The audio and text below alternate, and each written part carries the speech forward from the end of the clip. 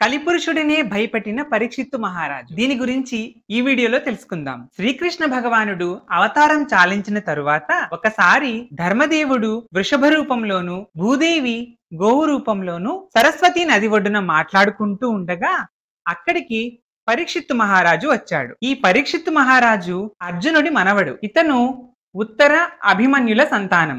అతను గర్భంలో ఉండగా ఆ పిండం మీద అశ్వత్థామ బ్రహ్మశిరో నామకాస్త్రం ప్రయోగించినప్పుడు శ్రీకృష్ణుని ద్వారా రక్షించబడ్డవాడే ఈ పరీక్షిత్తు మహారాజు. పరీక్షిత్తు మహారాజు అక్కడ ఉన్నప్పుడే రాజులా ఉన్న ఒక బలమైన వ్యక్తి ఆ వృషభాన్ని, ఆవును కాలితో తన్నసాగాడు. అతను కాలితో తన్నినప్పుడు అవి రెండు కింద పడ్డాయి. అలా తన్నిన వ్యక్తే కలిపురుషుడు.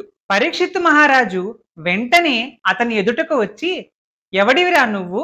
అవి నిన్నేమీ చేయకపోయినా ఎందుకు వాటిని అలా దండిస్తున్నావు? శ్రీకృష్ణుడు ఈ భూమండలం మీద లేడని మదమెక్కి ఇలా ప్రవర్తిస్తున్నావా అని అన్నాడు. వృషభ రూపంలో ఉన్న ధర్మదేవుడిని, గోవు రూపంలో ఉన్న భూదేవిని తన మాటలతో ఓదార్చి వారికి ధైర్యం చెప్పాడు. పరీక్షిత్ మహారాజు చేతిలోని ఖడ్గము తొలకరి మెరుపు తీగలాగా మెరుస్తూ ఉంది. సాధువులను హింసించే వారిని శిక్షించడం రాజధర్మం అంటూ కలిపురుషుని మీదకు కత్తి దూశాడు. కలిపురుషుడు పరీక్షిత్ మహారాజును చూసి భయపడ్డాడు. అతని ముఖం వాడిపోయింది. అతను ధరించిన రాజచిహ్నాలన్నీ వదిలిపెట్టి పరీక్షిత్ మహారాజును ప్రాధేయపడ్డాడు. అతని ప్రార్థనను మన్నించి పరీక్షిత్ మహారాజు కలిపురుషుడిని చంపకుండా వదిలిపెట్టాడు.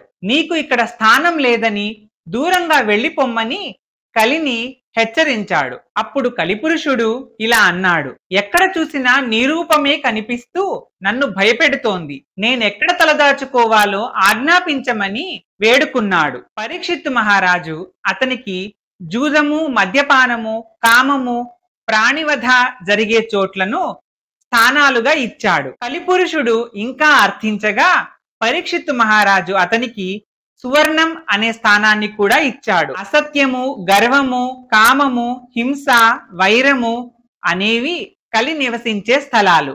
అవి తప్ప వేరే స్థలాలను స్పృశించవద్దని కలిని నిగ్రహించి పరీక్షిత్తు మహారాజు కట్టడి చేశాడు. పోగొట్టుకున్న ధర్మము, శౌచము, దయ అనే 3 పాదాలను పరీక్షిత్తు మహారాజు ధర్మదేవతకు అర్పించి భూదేవికి సంతోషాన్ని కలిగించాడు.